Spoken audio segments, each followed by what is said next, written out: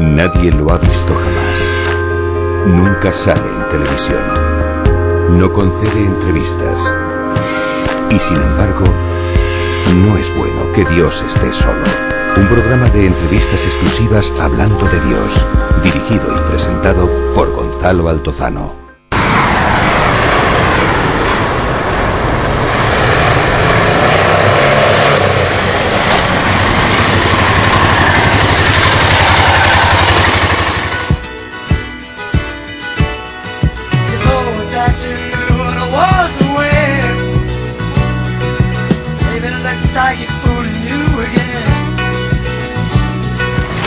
¿Qué tal?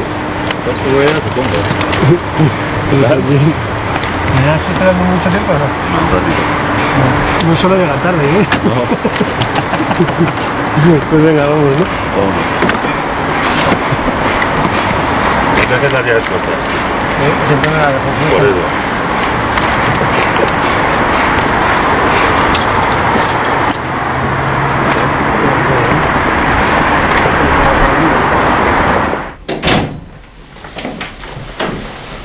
Bueno, pues esta es mi consulta.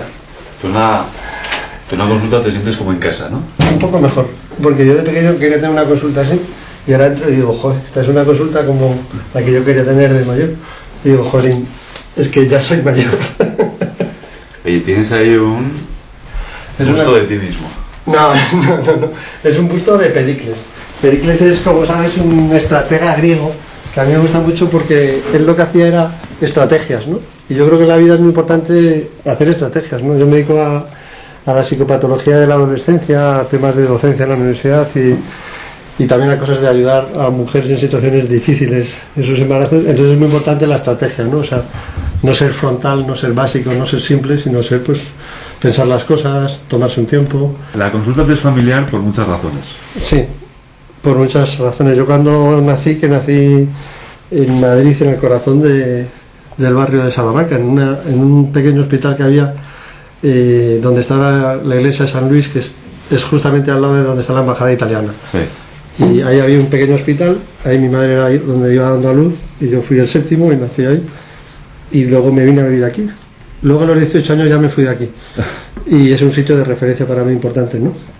Y cuando falleció mi padre, que falleció precisamente en esta casa, pues él tenía una consulta.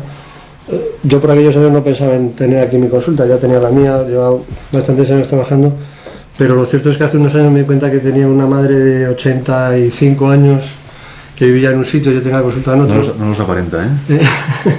Y entonces dije, bueno, pues ¿por qué no hacemos una cosa que yo creo que es muy importante hacer ahora, ¿no? Que es aprovechar lo bueno de lo bueno, ¿no?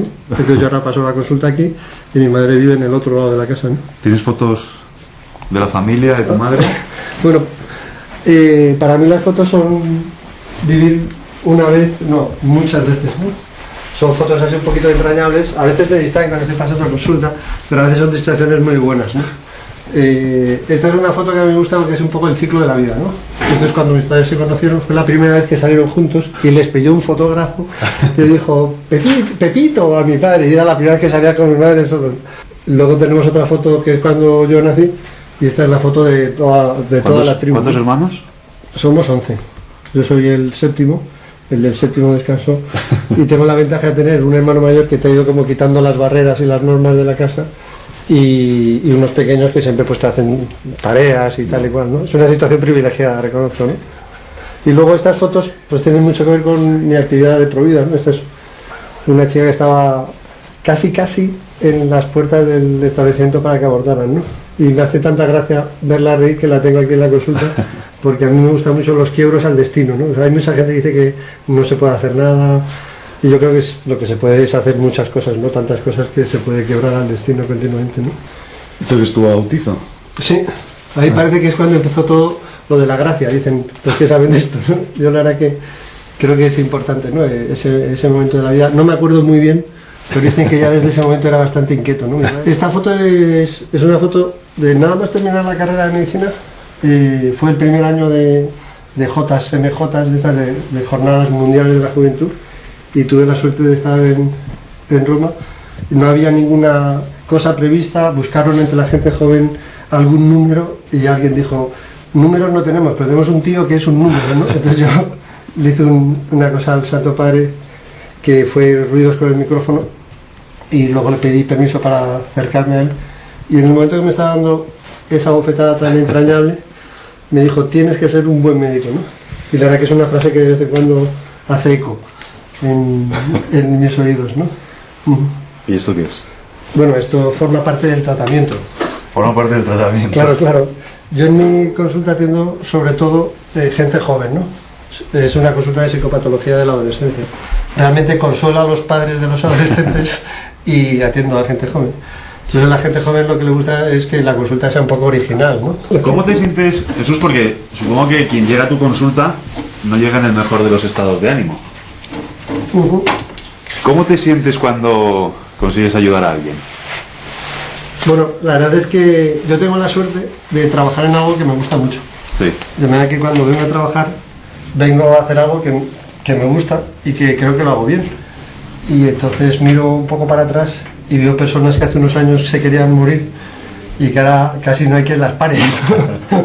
Hay gente que no sabía un poco quién era o de dónde venía o dónde iba, las preguntas estas antropológicas, y están como continuamente invitándote pues a acontecimientos que están haciendo pues al final de su carrera, que acaban de sacar la plaza del MIR, que acaban de escribir un libro, que te invitan a la presentación. Entonces para mí es un honor el mirar un poco para atrás y ver todo ese camino que se va haciendo, ¿no? Oye, pues entonces yo cuando vengo aquí vengo un poco diciendo y a veces cuando hablo esta puerta es como la de los toriles, o sea, porque abres y no sabes lo que va a entrar por aquí, ¿no? Y a veces son auténticos toros, ¿no? La adolescencia en la actualidad es un factor de riesgo grave, ¿no? La segunda causa de muerte ahora mismo es el suicidio, ¿no? La primera es el accidente de tráfico, la segunda es el suicidio, y a veces la conducta suicida puede ser una llamada de atención, pero a veces es una realidad, ¿no? Entonces a veces esa tenue línea hay que tener una mano firme para sacar de ese agujero, ¿no? Por fin un médico que me entiende, ¿no? Y entonces ya cuando subo la música...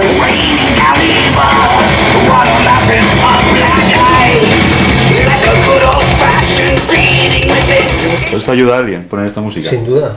Hay gente que se siente incomprendida, se siente aislada.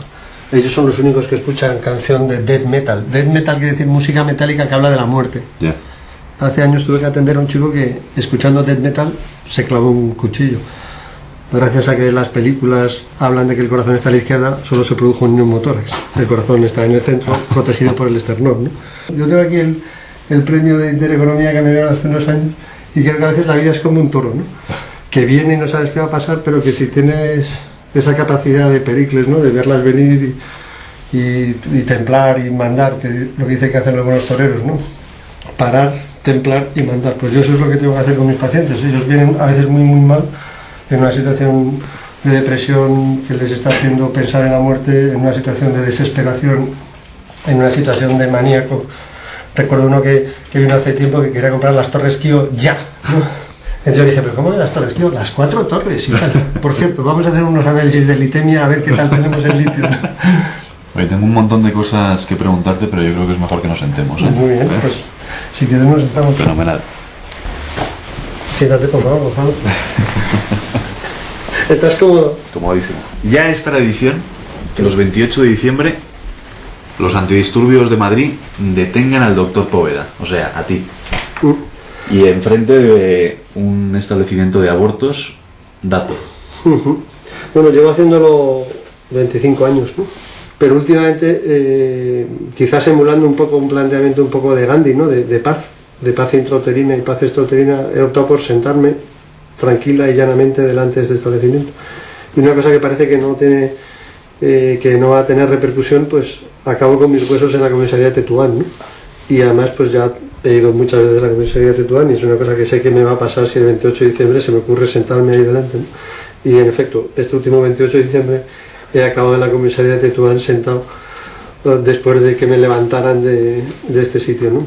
Y me llamó mucho la atención que el policía cuando me detuvo le decía al otro policía que se veía que le estaba enseñando, diciendo, mira, esto de detener al doctor Poveda es una tradición navideña en Madrid y todos los 28 de diciembre, y el otro pues asentía, ¿no? Y luego se acercó un chaval pequeño que yo conozco desde hace años, y el policía como que le echó de un grito, ¿no? ¿Tú de qué te ríes? El pobre chaval que tiene 14 años se fue corriendo, ¿no?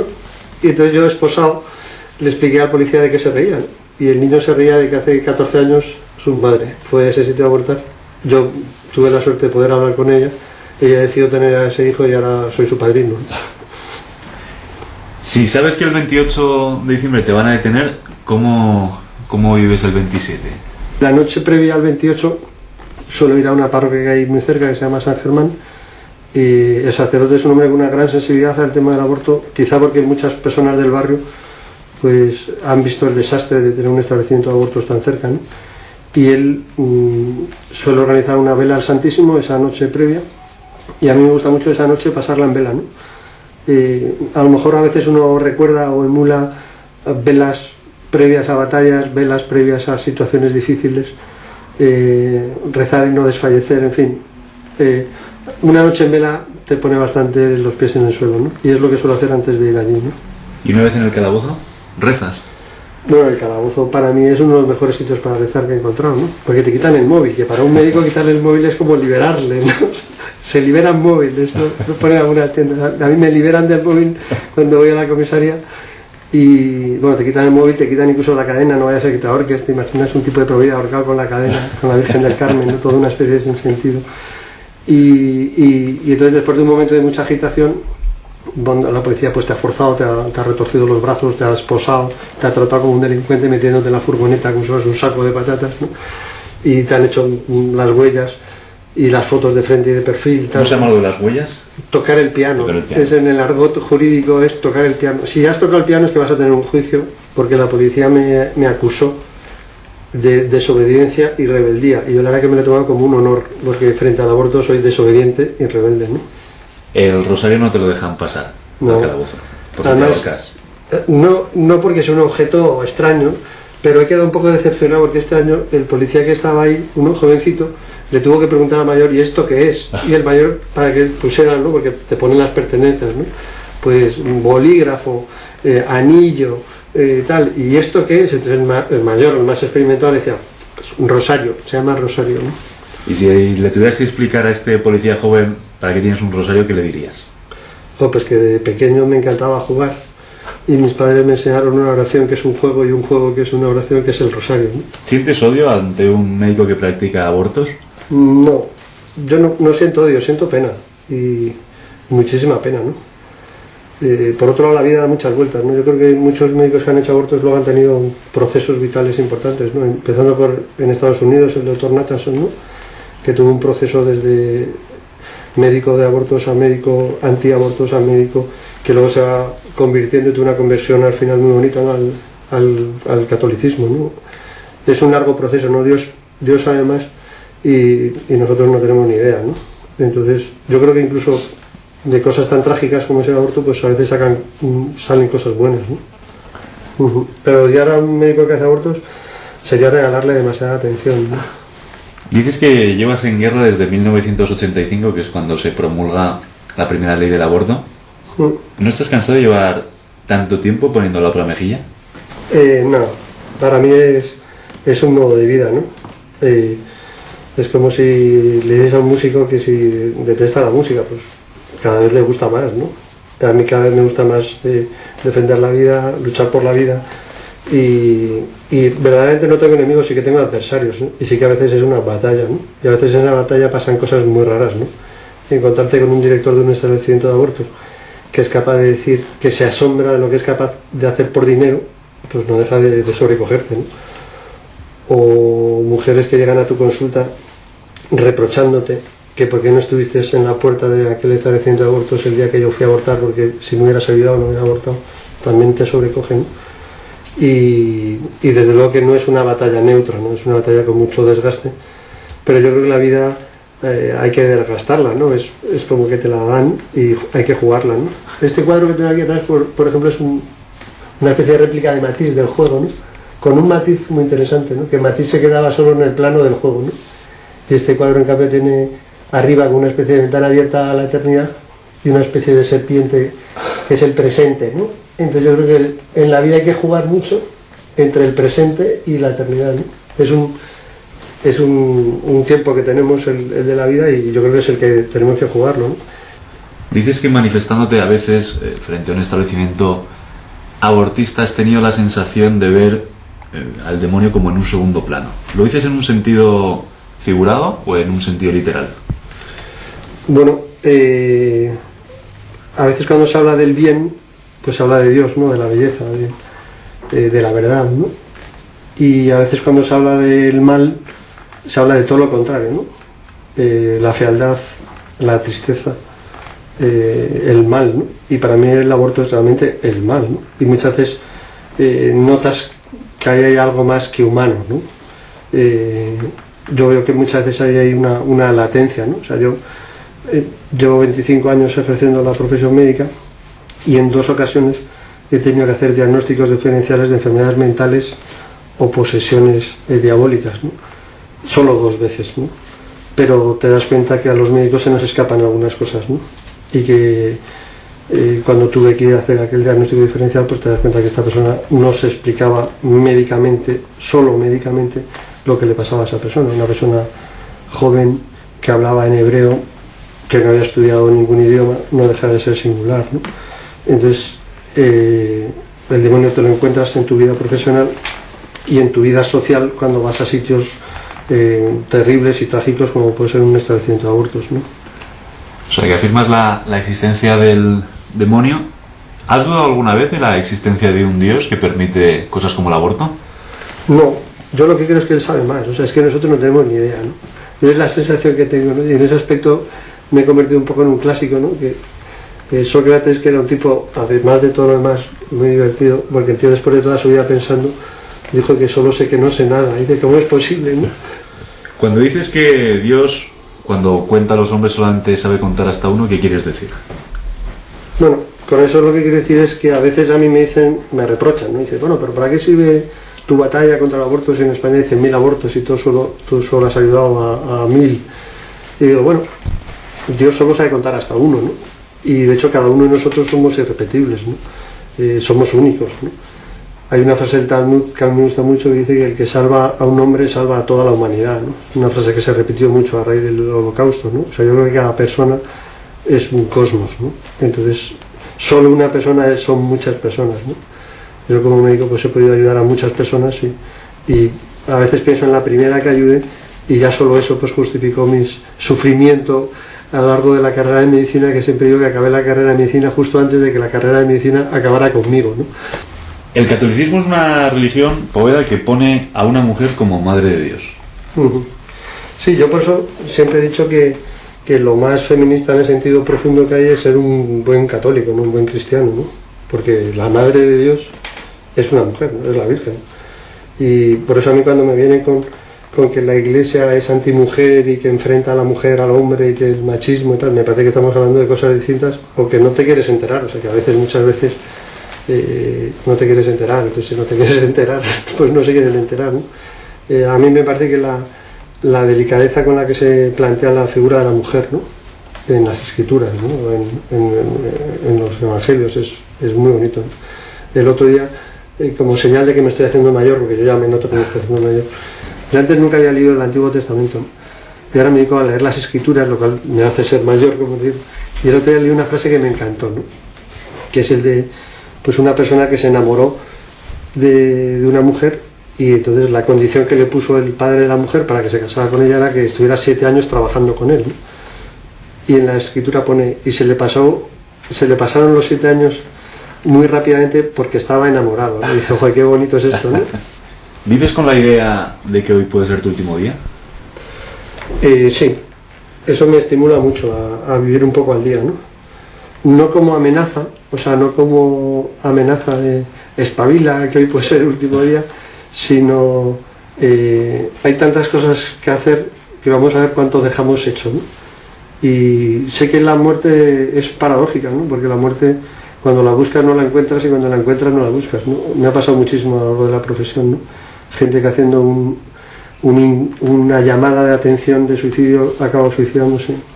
Gente que ha intentado suicidarse tomándose medicaciones que aparentemente tendrían que haber acabado con su vida, pues siguen aquí. La vida es muy paradójica, ¿no? A mí me gusta un poco vivir un poco en un sentido de vivir al día, un carpe diem sano, ¿no? O sea, no una cosa de vivir que son 2 días, sino joder, que es que ya está atardeciendo el segundo día, o sea, vamos a ver qué hacemos, ¿no? Cuando mueras, ¿qué crees que te van a preguntar, Dios? Pues a lo mejor me dice ya era hora, o qué tranquilitos han quedado los de ahí abajo, o me supongo que me preguntarán las 3 cosas verdaderamente importantes en la vida, ¿no? Si he vivido de verdad, si he vivido con belleza y si he hecho las cosas bien, ¿no? Pero al final es... ¿cuál va a ser mi contestación? Bueno, hay que esperar al último capítulo, ¿no? Pero me gustaría decirle que por lo menos lo he intentado, ¿no? ¿Tú le vas a preguntar algo a él? Pues, yo me quedo ahí, directamente sin preguntas. Como dicen los abogados cuando acaban los juicios que he tenido, dicen, no hay más preguntas, ¿no? Ya cuando llegas al cielo me parece que ya no hay que preguntar nada, ¿no? Solo hay que disfrutar, ¿no? Yo creo que el sitio donde estamos, que es la consulta de un médico, es un sitio muy apropiado para esta pregunta. ¿La creencia en Dios no será una patología? ¿Creer en Dios es una patología? Sí. Yo creo que es casi todo lo contrario, ¿no? Lo contrario sería como no creer en Dios, ¿no?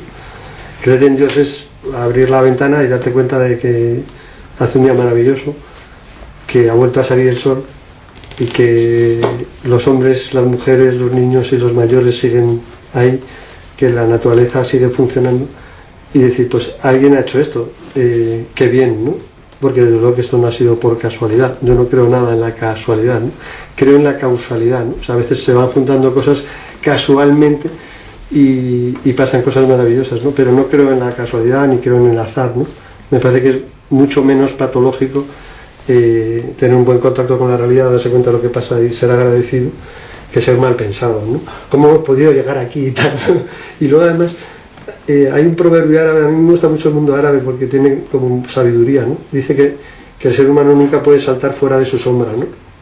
Entonces, claro, pensar que la sombra es todo lo que es el ser humano, hay muchas más cosas, ¿no? Es como los sonidos que nosotros no escuchamos y que ahuyentan a los animales, ¿no? Pero si yo no lo oigo, pero hay un sonido, ¿no? O si yo no lo veo, pero hay un color que tú no detectas, o hay un olor que tú no detectas, pero el perro sí lo detecta, ¿no? Entonces, creer que solo existe lo que el hombre comprueba que existe es como muy simple, como pensar que el universo es lo que nosotros vemos y no darnos cuenta que el universo es mucho más de lo que nosotros vemos, ¿no? Doctor Poveda, ¿sabe usted qué hora es? La hora de estar aquí. Pues siga haciendo lo que pueda. Muchas gracias. A ti.